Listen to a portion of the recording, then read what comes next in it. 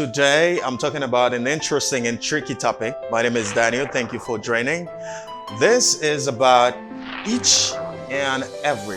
If you don't know how to use each and every, it's the right time to learn that. Please watch the video till the end, and I'm sure I'm gonna help you to learn what's the difference or the differences between each and every.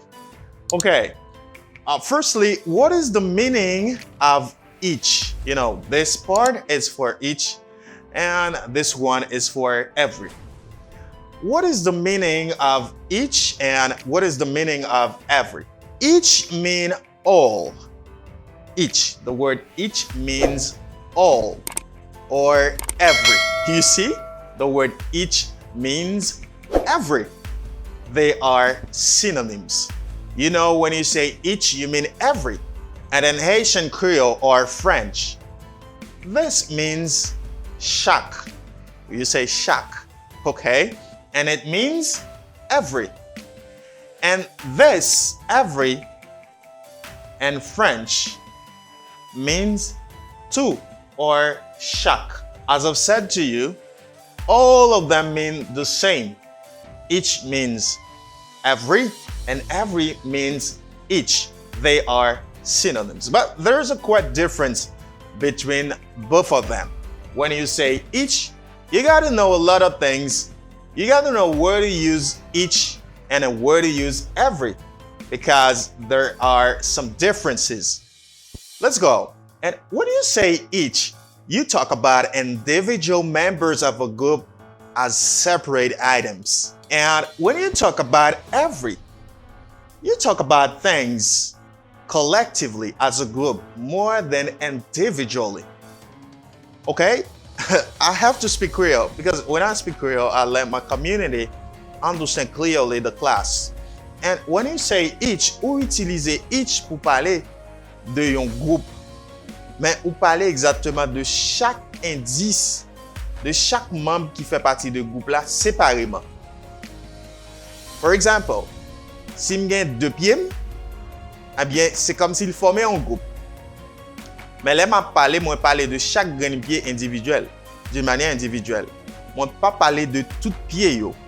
Moi je dois choisir parler de grain pied ça. Je dois parler de pied droit là, ou bien parler de pied gauche là. Donc, lorsqu'on utilise each, ou parler comme ça. Each utilisé pour parler de yon élément d'une manière individuelle en dans yon ensemble, en dans yon groupe. Okay? And every element ou utiliser lorsqu'on parle de tout élément qui fait partie de groupe ça, bien qui fait partie de ensemble ça. Est-ce que vous comprenez?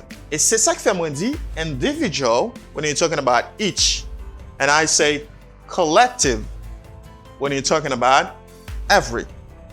Donc c'est différence que vous commencez à établir pour nous là. Lorsqu'on parle de each, c'est ou fixer son seul élément qui fait partie de ensemble là. Car il y a plusieurs éléments, ou parler de chaque grand élément séparément qui est en ensemble ça. Et lors parler de every, ou parler de tout élément qui fait partie de ensemble ça. C'est différent ça. But not all. C'est différent ça. Mais on va pas finir avec toute différence. And secondly, when you're talking about each, lors parler de each, you should start with a group that has two elements or two items. Ou supposez commencer avec un groupe qui gagne deux or more items. Par exemple, si je parle de deux pieds là, ça forme un groupe, mais il commence à partir de deux éléments. Ça veut dire que je peux utiliser each lorsque je parle d'un groupe qui gagne deux éléments, two items. I can talk about each when I have a group that has two items inside. Like my feet, I consider talking about feet as a group, but I have 2 feet. I can start talking about each when I have 2 or more items. And I have to start talking about every when I have a group that has 3 or more items. Je suis capable de commencer à parler de every lorsque j'ai un groupe qui commence à partir de 2 éléments ou plus éléments. mais il n'est pas supposé deux éléments. Do you understand? For example, I can start talking about every using my fingers because I have more than two fingers. Parce que moi j'ai plus que deux doigts. Moi j'ai plus que deux doigts. Moi capable commencer à utiliser every lorsque m'a parlé de fingers, ça veut dire de doigts, parce que moi j'ai plus que trois doigts. Et en même temps, moi capable parler de each two parce que les gain plus que deux éléments. Let me show you what I'm talking about. For example, si moi j'ai pied, m'a parlé de pied. Et moi j'ai deux pieds qui fait élément en dans groupe ça. Eh bien à partir de deux, moi capable d'utiliser each, but I can't use every parce que every c'est à partir de trois éléments dans le groupe là pour commencer à parler de every. Donc lorsque m'a parlé de deux pieds, moi pas capable de dire every dans le contexte ça me pas capable de dire every parce que every commence à partir de trois éléments. Par contre lorsque m'a parlé de pieds, c'est deux éléments qui sont dans le groupe ça. All right. By the way, when I'm talking about my fingers, lorsque m'a parlé de doigts moi j'ai plus que deux éléments là-dedans, quitte moi j'ai deux éléments à partir de deux éléments ou plus, ça veut dire s'il y a deux, il y a trois, il y a quatre, il y a cinq, il y a six, moi capable parler de each, ça veut dire là m'a parlé de fingers, là m'a parlé de doigts each a toujours fait partie de lui parce que doigts plus que deux. All right. At the same time, I can talk about every because li gagne à partir de 3 ou plus. Ça veut dire li gagne plus que 3. S'il était 2, pas qu'à utiliser every, s'il était 2 éléments seulement, but li plus que 2 éléments. Li 3, non seulement 3 est bon, et li plus que 3 because I have 5 fingers, moi gagne 5 doigts. I think you understand. Moi pense que vous comprenez et moi espérer que vous comprenez. And the third thing that I want to teach you is when you're talking about each and every, be sure that you use only singular noun. Don't use a plural noun, use only a singular noun. Utilisez seulement un nom singulier lorsqu'on parle de ni each, de ni every. For example, you cannot say each children because children is a plural noun. At the same time, you cannot say every children because children is a plural noun. Do not use each and every with plural nouns. Use them only with singular noun. Great.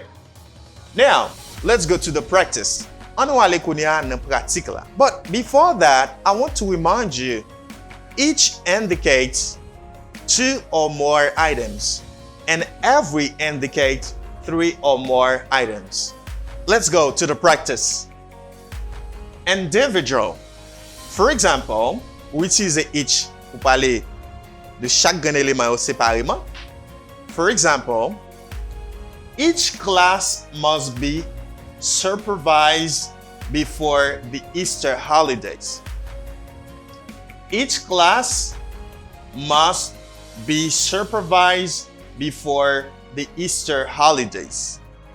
When they say each class, là on dit each class là, chaque classe supposée superviser avant congé Pâques là, fête Pâques. You mette each là. When they say each, they talk about each class separately. You voulez parler de chaque grande classe séparément. OK? Mais là, vous êtes capable de mettre every two. Laisse ça pour dire que dans l'école là il y a plusieurs classes, l'école là t'as ensemble. Dans l'école là il y a plusieurs classes, et bien que vous voulez toute classe dans l'école là net, yo même yo supervisé avant congé fête Pâques là. Mais là il dit que c'est chaque classe, yo accentue sur chaque classe séparément qui supposé superviser avant que congé Pâques l'arrive. OK? They say each class. Each class. Là, parler de chaque grande classe d'une manière individuelle. Okay, now, individual. Let's go now with every. Collective. Collective. For example, every student must take the test before the end of the semester. Every student must take the test before the end of the semester. They say every student. Remember, use singular noun. Bien que y a parlé de général, et il signifie tout. Mais ou pas supposé utiliser non au pluriel. Ça ou supposé connaître. Devant every, avec devant each, ou pas supposé mettre un nom pluriel. You say every student must take the test before the end of the semester. Là, on dit tout étudiant supposé passer test là, prendre test là avant semestre fini.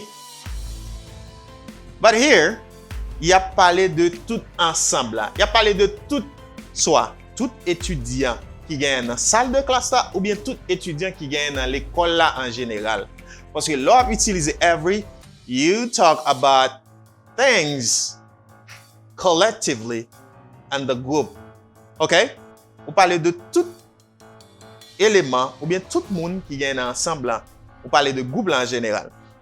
C'est ça que fait là. Ou dit tout étudiant en général. Soit qui dans la classe là comme ensemble ou bien qui dans l'école là.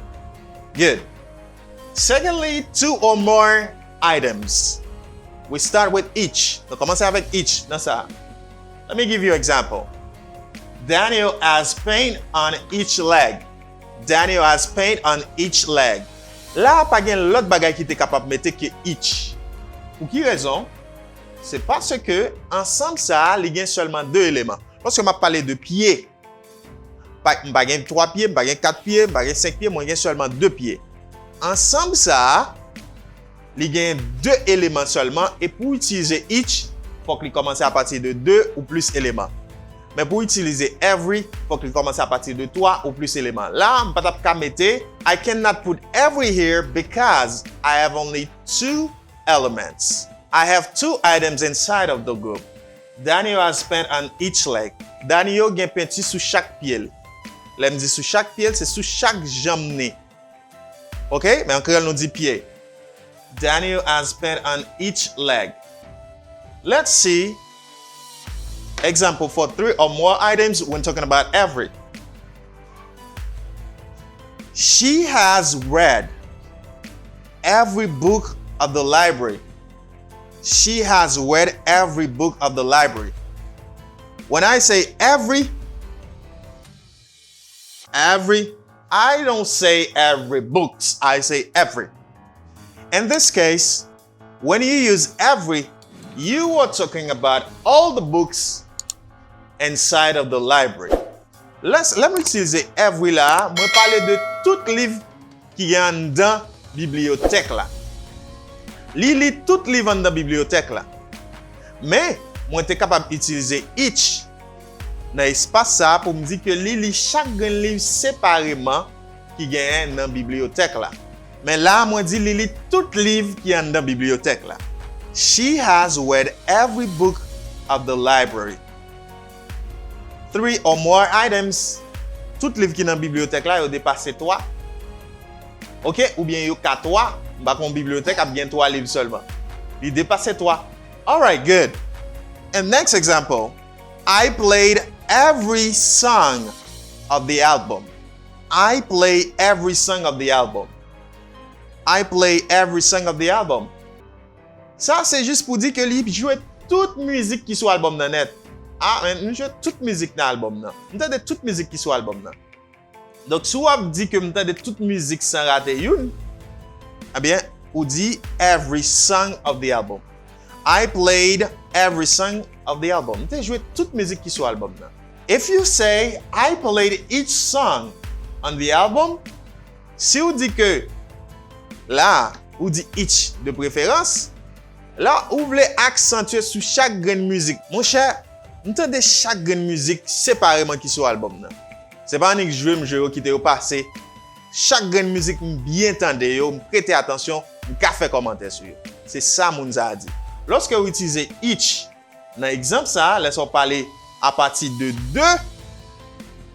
Là, me dit à partir de 2, c'est faut ensemble commencer par 2 ou bien plus. Mais c'est chaque graine séparément on va parler de lui. Mais là, faut ensemble gagner à partir de 3 ou plus, mais c'est tout ensemble on va parler de yo. Faut que nous comprenions ça. you should understand this.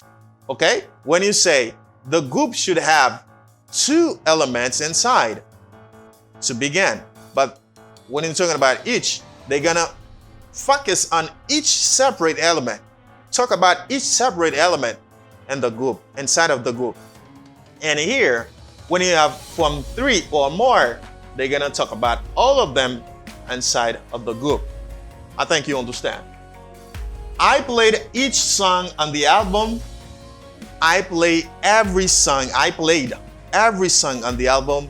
The difference here, they say, okay, every single song separately on the album and all the songs on the album. This is what they mean. And she has an earring each. She has an earring in each ear. How many ears do you have? You got 2. Parce que exemple là, li dit, li genyen yon boucle d'oreille dans chaque oreille.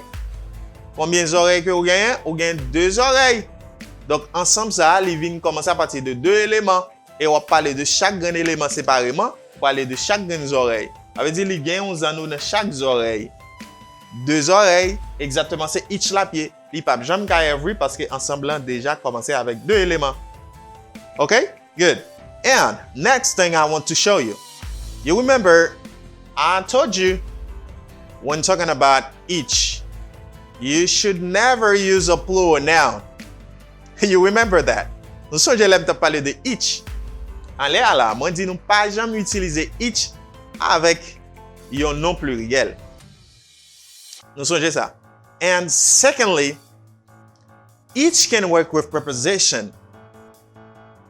Each plus preposition. Each capable de marcher avec préposition. For example, preposition of.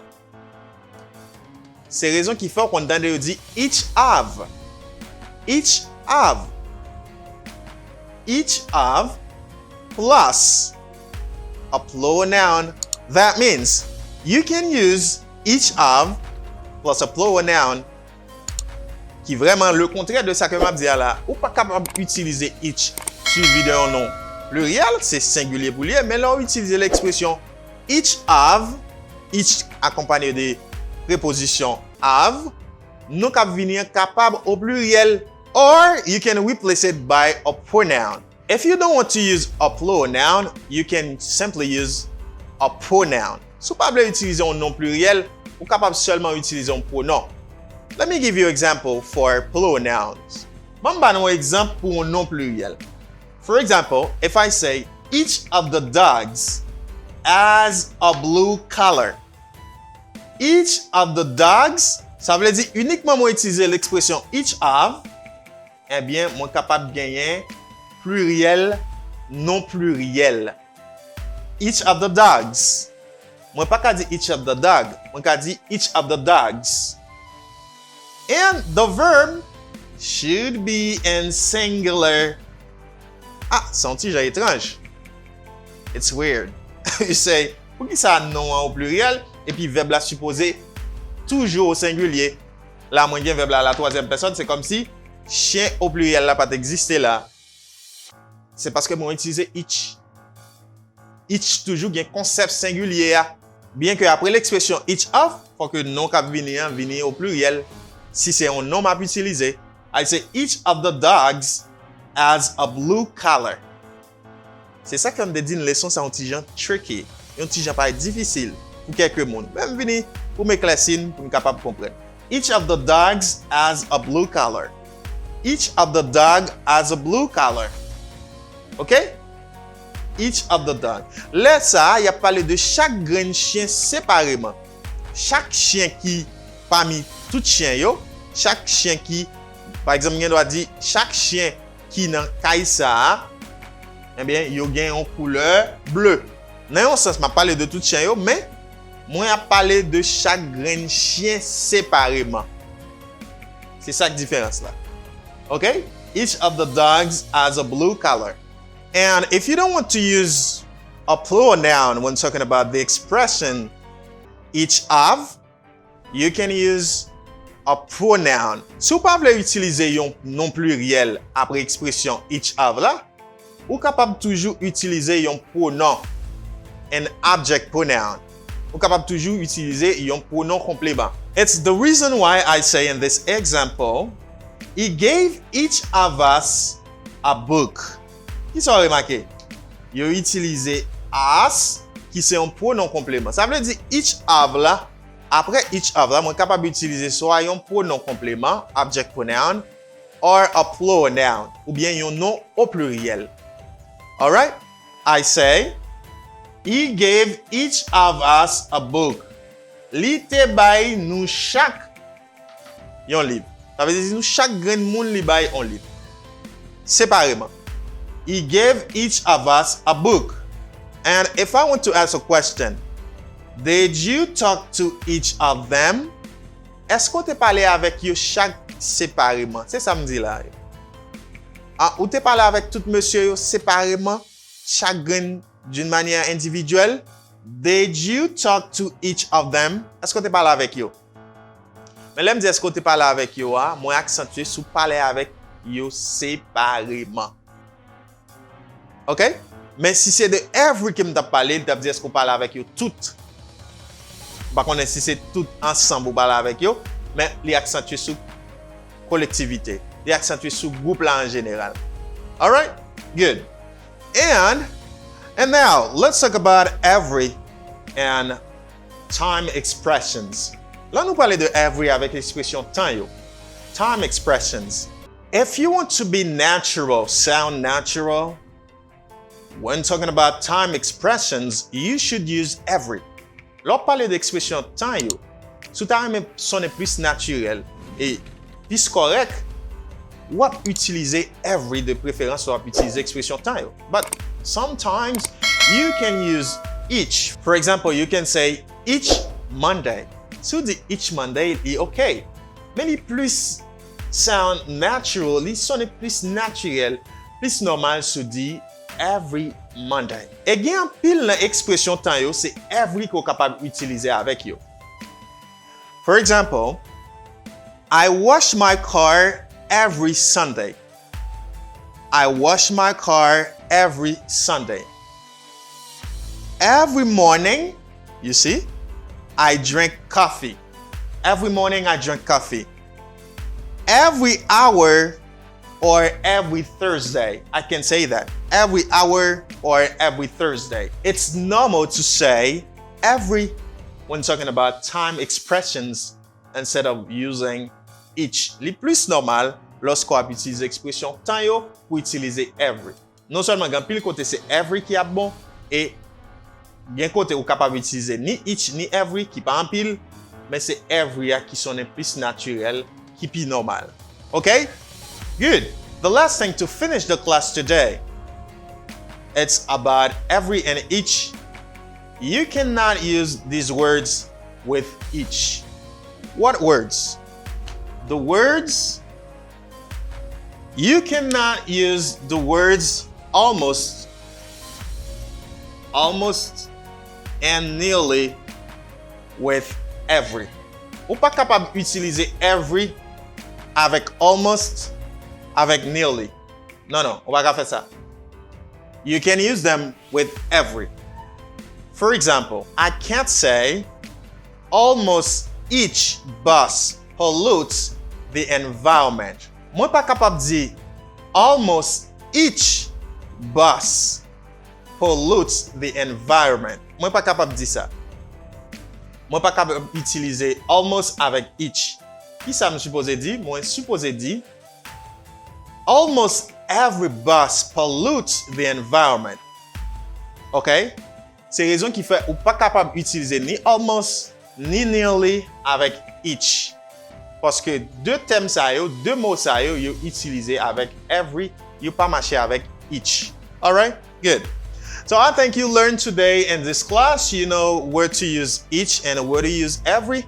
A short review, you use each when you're talking about every single element or every single item inside of a group that contains from two or more items, okay? And you should use each with singular noun. Otherwise, you should use every when talking about the group collectively, and it should have 3 or more items inside of the group, and you talking about the group generally. You should use singular noun. And remember, you can use with plural nouns only with the expression each of plus the plural noun or an object pronoun. Good. And the last, you cannot use almost or nearly with each. You should use them only with every. So thank you so much for watching the video. I know the subject can be tricky for some of you.